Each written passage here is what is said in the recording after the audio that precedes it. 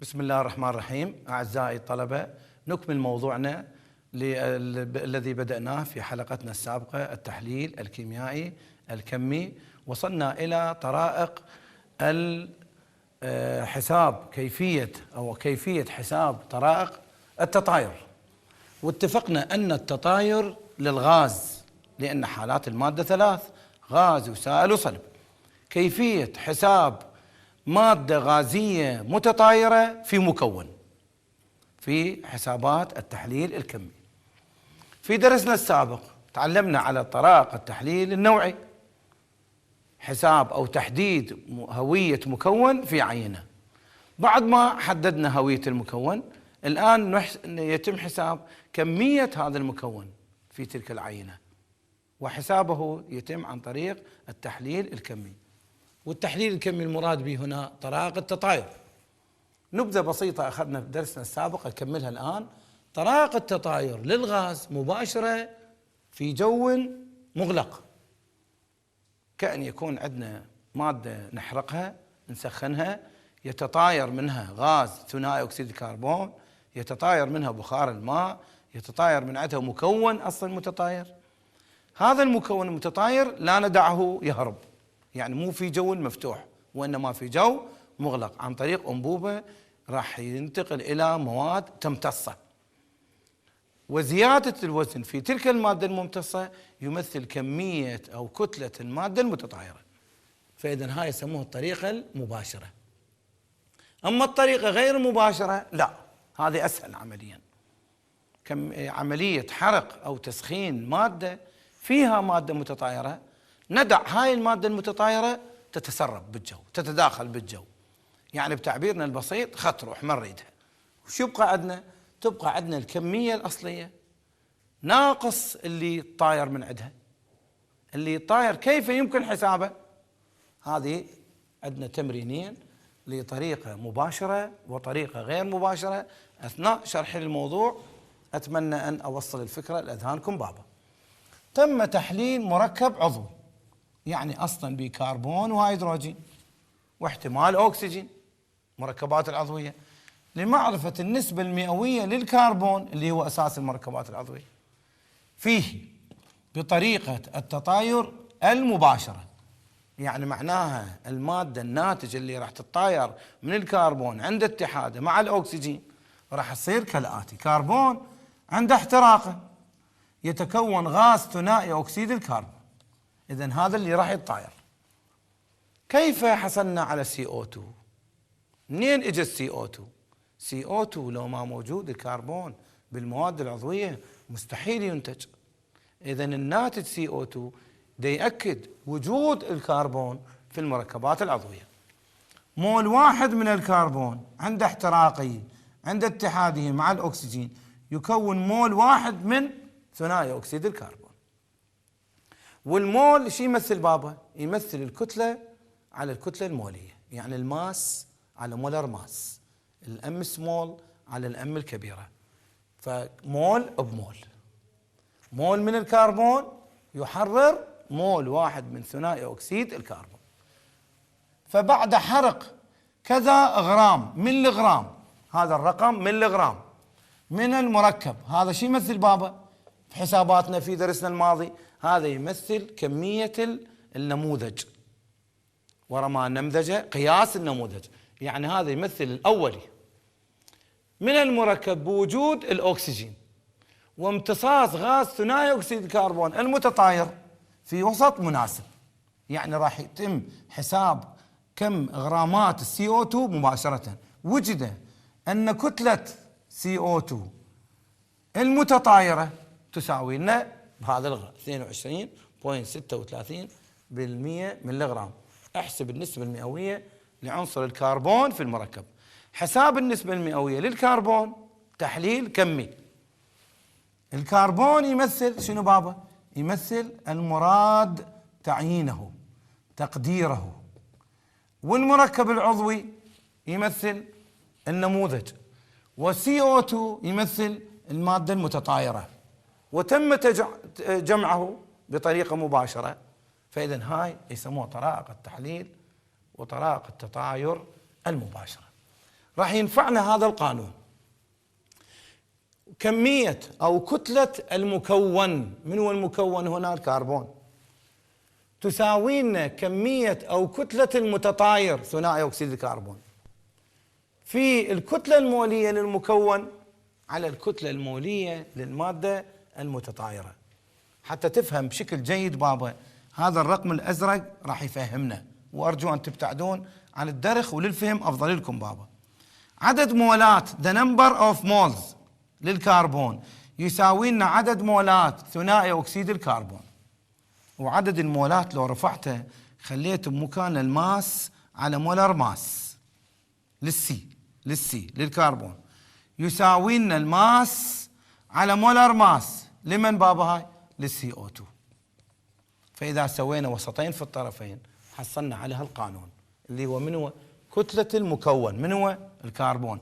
الماس للكربون يساوي وسطين في طرفين، يعني هذا راح يكون هنا هذا، فراح يصير عندنا هنا المولر ماس اللي هاي وسطين طرفين، مولر ماس هذه الماس، شوفها بابا، لسي او 2 في مولر ماس للكربون على مولر ماس للثنائي أكسيد الكربون. هذا مجهولنا البدائي. كم عدد غرامات ثنائي أكسيد الكربون الناتج؟ فبعد حرق هاي عينة نتج هذا الرقم 22 عدد صحيح و36% ملغرام. انتبه بابا، ملغرام يعني الوحدات ثابتة، يعني ما نغير، لو كان بالغرام كان غيرنا. الكتلة المولية للكربون 12، الكتلة المولية للسي او 2 12 زائد 2 في 16 اللي راح تثبت يمك 44. فإذا حاصل ضرب هذه الأرقام راح نحصل على فد رقم معين. شو يمثل هذا الرقم؟ نفس الوحدات، من هي؟ المليغرام. شنو يمثل هذا؟ هذا يمثل عدد غرامات الكربون في العينة. والقانون المطلوب شنو هو بابا؟ يريد النسبة المئوية لعنصر الكربون. شو تساوي النسبة المئوية؟ النسبة المئوية للكربون في العينة يساوي لنا كتلة الكربون على كتلة العينة في 100%. لذلك لا بد بالبداية من المراحل الخمسة اللي اتفقنا عليها لا بد من توفرها، وهي كمية النموذج. إذا ما عندنا كمية النموذج ما راح نطلع كمية المادة المراد تقديرها في تلك العينة. شنو اللي حصلنا؟ كتلة الكربون. إذن كتلة الكربون هذا الرقم الأسود، الحسابات هسه أنتم تطلعوها بابا، على كتلة العينة. وين كتلة العينة؟ 15 عدد صحيح فاصلة 24 ومضروبة في 100%، الرقم اللي نحصل عليه النسبة المئوية للكربون في العينة. حصلنا على نسبة مكون من محلول أو من مادة بطريقة التطاير المباشرة. هذا اللي ندعي التحليل الكمي. التحليل الكمي الوزني التطاير بطريقة مباشرة.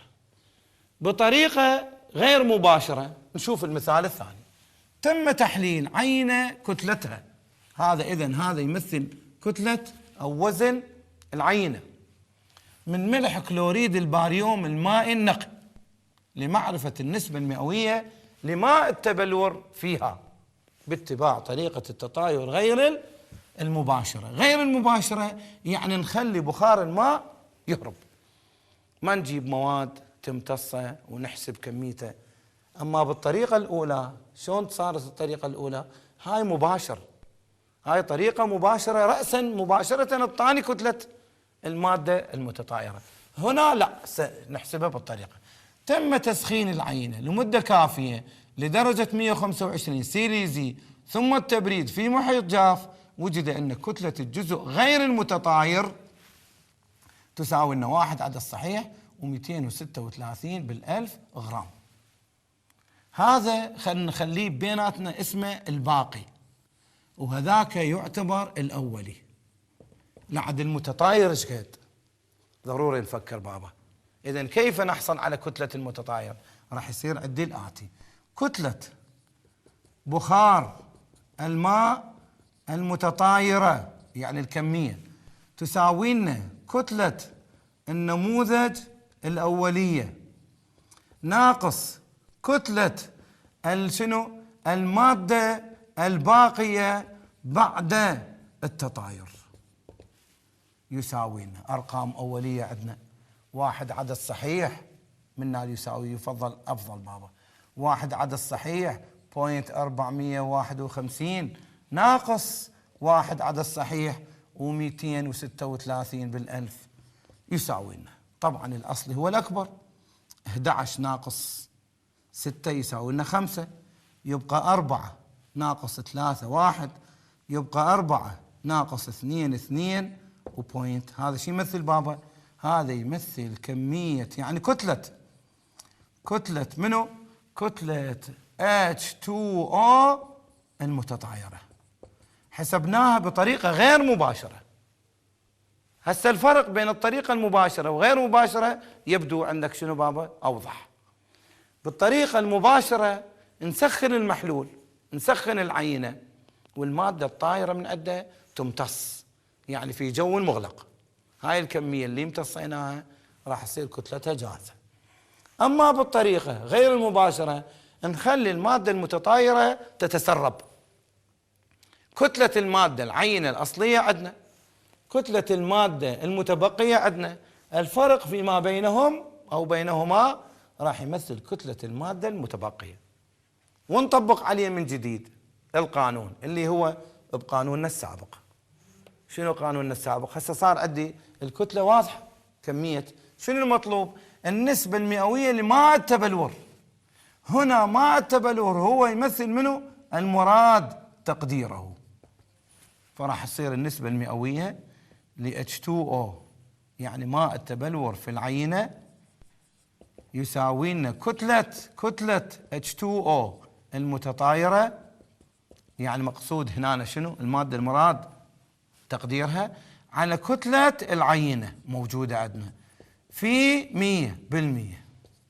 وين هذا عندنا؟ نعم 0.215 على كتلة العينة أصلا. وينها كتلة العينة الموجودة عندنا في البداية؟ 1.451 في 100%. تطلع النسبة المئوية لماء التبلور الذي كان في العينة التي كتلتها.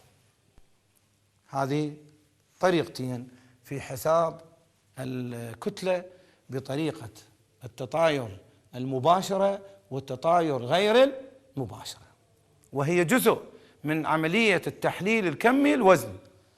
الثاني بابا من طرائق التحليل الكمي الوزني طرائق الترسيب. إذا ذاك كان للأبخرة، للمواد المتطايرة، للغازات، هنا راح يصير علما للمواد الراسبة، للمواد المحاليل التي تترسب. فأسلوبها شنو معنى طرائق الترسيب؟ تحليل وزني بالترسيب على خطوات 6. هنا كنا نعتمد على التطاير، هنا نعتمد على الترسيب، فلا بد أن نتبع طرائق 6 متتالية. الخطوة الأولى نأخذ كتلة معلومة من عينة المراد حساب مكون فيها، نذوبها بمذيب مناسب، مادة عضوية، مادة غير عضوية، المذيب المناسب، لأنه المذيب راح يحدد حسب المادة المطلوبة. ثم نرسب المكون المراد تقديره من محلول العينة. إذا كان عندنا فضة فمن المجموعة الأيونية الأولى نحتاج إلى محلول HCl. إذا كان عندنا ألمنيوم حديد نحتاج محاليل الأمونيوم حتى يترسب على شكل AlOH/3. هذا حسب حفظك بابا للمجاميع الخمسة. إذا ترسيب المكون يعني مو اعتباطا أن نحط عامل مرسب كيفما كان، لا، حسب المراد ترسيبه. ثالثا فصل وعزل الراسب بالترشيح. لابد يصير عندك بابا قناعة وعند كل محلل كيميائي علمي كيف يمكن أن يفصل بين راشح وراسب. طريقة ثابتة وهي طريقة الترشيح. احنا نحتاج الراسب فراح نراشح ندعه وناخذ الراسب. رابعا الراسب اللي حصلناه بشوائب، بمواد متداخلة، بمواد احنا في غنى عنها. فالنقطة الرابعة غسل الراسب. إذا غسلناه مو كل محلول يصلح أن يكون محلول للغسيل، فإذا هناك 3 شروط حتى المادة تصير غسيل جيد. أولا لازم ما يتفاعل مع المواد اللي رسبناها، يعني احنا المادة رسبناها لابد نجيب مادة لكي نغسلها ما تتأثر بها، ولا يتداخل مع الراسب، ولا يعمل مع الراسب مادة متطايرة، ويفضل هو أن يكون مادة متطايرة. فإذا شروط الغسيل 3 بشرط أن لا يؤثر على عدد غرامات الراسب المراد. بعد ما غسلناه صار به نسبة من الماء والرطوبة، والماء يكون ممتاز، الماء يكون أساسي، الماء يكون مكتنى، 3 أنواع من الماء لابد من تجفيفه. ليش؟ أولا للتخلص من الماء، بالتجفيف بالتسخين نتخلص من الماء، وثانيا حتى نحصل على فد شيء نتمناه. بالضبط مثل دورك بابا أنت بالسادس العلمي، تتأذى وتدرس وتجاهد حتى تحصل على فد شيء اسمه المعدل، النتيجة. كل شيء يقاس بنهاياته، نهاية كل عمل لابد أكو ثمرة. ثمرة طريقة الترسيب مالتنا شنو احنا يعني ليش مخبوصين نريد شو نحصل؟ نحصل على فد شيء يسموه راسب أو نسميه صيغة وزنية. صيغة وزنية، الصيغة الوزنية تقابل بطرق التطاير كمية المادة المتطايرة. بالنتيجة كمية المادة المتطايرة شلون؟ يعني هسه أنا أعمل عامل من الصبح لليل، حتى أولا أؤدي عمل، أؤدي واجب، وبالأخير يعطوني الأجر مالتي شدي. هذا الشد مالته، هذا المعدل مالت الطالب، هذا الخلاصة مال طريقة الترسيب، يسموه صيغة وزنية. إذا حصلناه وهو الغاية، هذه الغاية التي أدركناها إن شاء الله، راح نوزنه نحصل على وزن الراسب. وإذا حصلنا وزن الراسب راح نشتغل بعد النسبة المئوية تساوي لنا وزن المادة على وزن الراسب في 100. إذا الهدف حتى نحصل على طرائق. شوف بابا تنوعت الطرائق، تنوع. احنا أخذنا 2: للبخار تطاير مباشر غير مباشر، للمادة السائلة التي تترسب يسموها طرائق الترسيب. بعد ما حصلنا على الراسب، مثل ما أخذنا قوانين للتطاير عندنا قوانين للترسيب. فالمعامل الوزني هذا خاص للترسيب. بعد ما حصلنا على هدفنا والغاية وهي الصيغة الوزنية النظيفة الخالص منها الماء، بعد ما هذا العمل كله وحسبنا كميته، نجي نحسب ما يسمى بالمعامل الوزني أو يسموه جرافيمتريك فاكتور. هذا الجرافيمتريك فاكتور طريقته وأسلوبه يشبه إلى حد ما طريقة التطاير. فالمعامل الوزني يساوي A على B في المولر ماس، الكتلة المولية، للمكون المراد تقديره، للألمنيوم، للرصاص، للمادري شنو مطلوب، على الشغل مالتنا، على الزبدة اللي حصلناها وهي الصيغة الوزنية. شلون نطبق هذا القانون؟ وفرت لك بابا التمارين التالية. التمرين الأول يقول احسب المعامل الوزني للحديد. أنت من تسمع معامل وزني يعني هاي طريقة ترسيب، يعني المرسب أو المحلل مشى 6 خطوات. أول مرة أخذ عينة ذوبها، ثانيا رسب المراد تقديره، ثالثا رشحه فصله، رابعا غسله، خامسا جففه، سادسا حسب المادة. فشي يقول احسب المعامل الوزني للحديد. وين؟ في يقصد هذا المركب. شي يمثل هذا المركب؟ الشغل الجاهز النهاية اللي هو شي يمثل بابا؟ الصيغة الوزنية. وحب تعرف شنو معنى A ومعنى B من خلال القانون التالي. هسه إذن الجرافيمتريك فاكتور انمن للحديد. شلون عرفت أنا الحديد؟ FE هو قال مطلوب من عندنا للحديد المعامل الوزني للحديد. إذن هذا المراد تقديره. وهذا شو يمثل؟ هذا يمثل صيغة الراسب، صيغة الترسيب.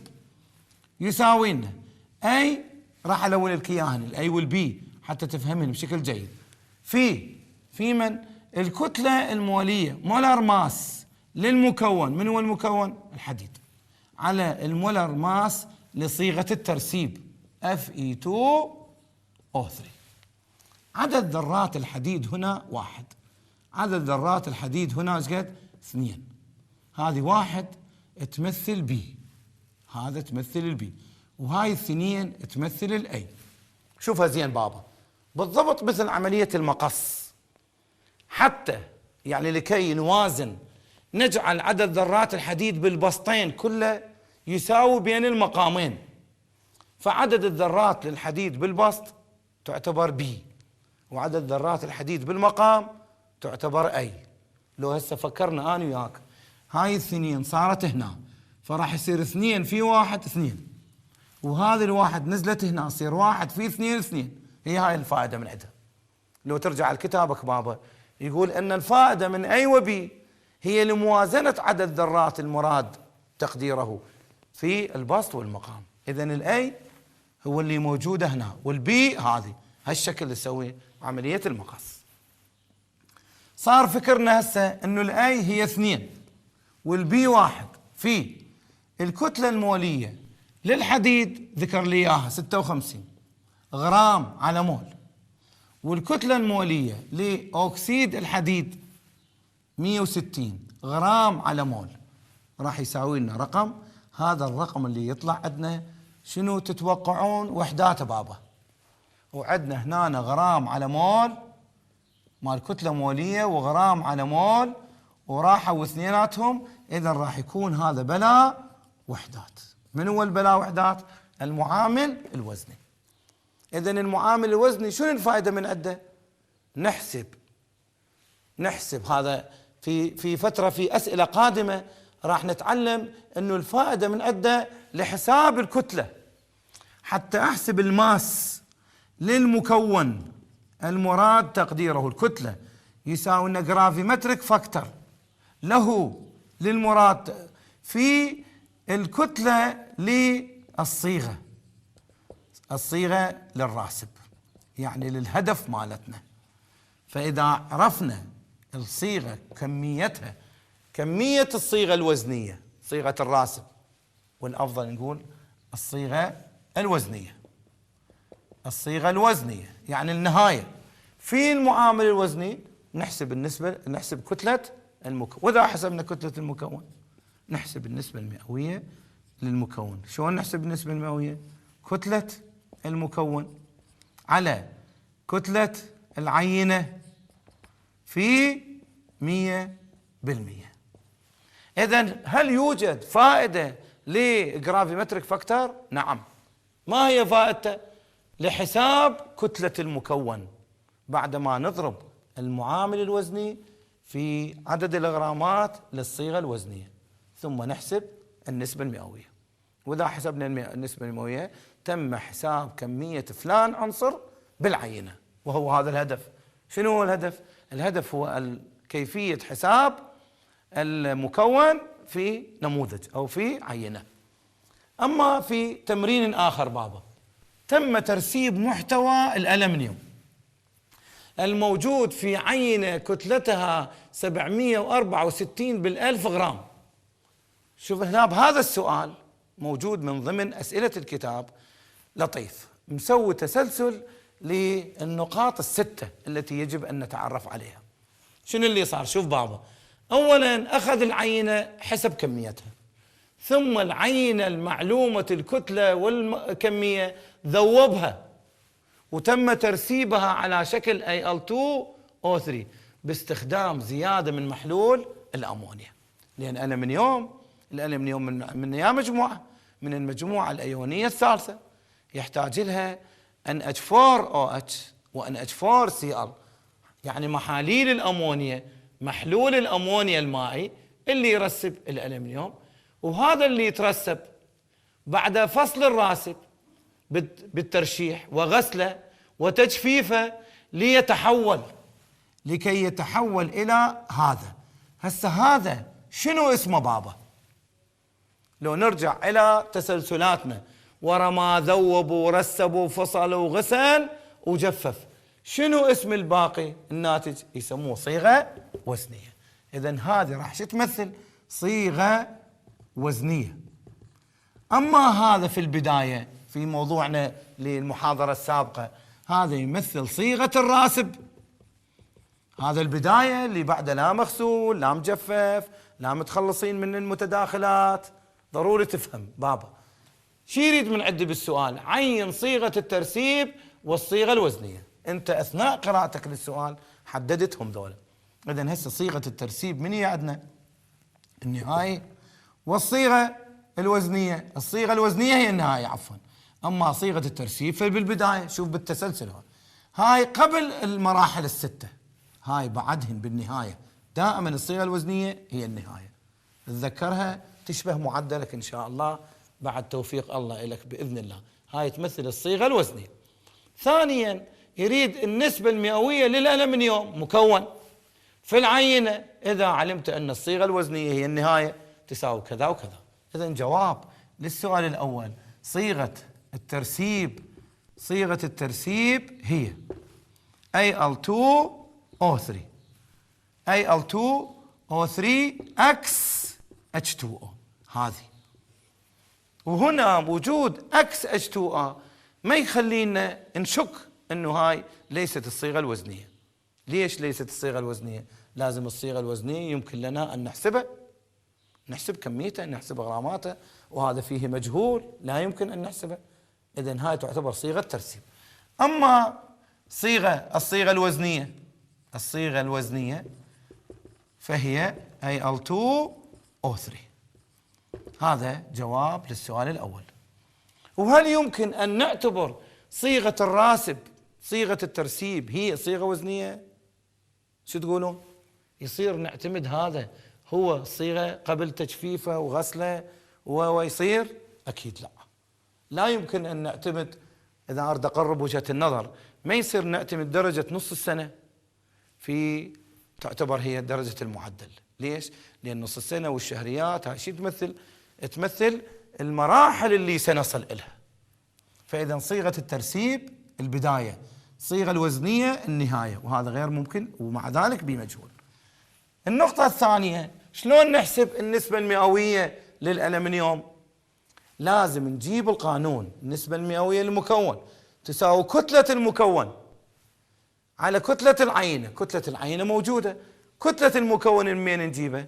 نحصل على كتلة المكون من القانون اللي يقول جرافيمتريك فاكتور فيه. ويمكن أن نوجزه قانون كامل نوجزه. بس أول شيء لازم شو نجيب؟ نروح نجيب المعامل الوزني للألمنيوم يساوي لنا A على B في المولر ماس للألمنيوم على مولر ماس للصيغة. من هي الصيغة؟ Al2O3. نرجع للأي والبي. بعد هذه تعرفوا لها المفروض بابا البي راح تكون هاي هنا 2 و1 ونستمر بنفس خطواتنا نفس الأسلوب. أنت تتبعه بابا. وأرجو أن أكون قد وفقت في تقديم معنى الترسيب ومعنى التطاير وطريقة الترسيب والتطاير بشكلها الكيميائي الكمي. شكرا لإصغائكم ونلتقي إن شاء الله في حلقات قادمة وفي أمان الله.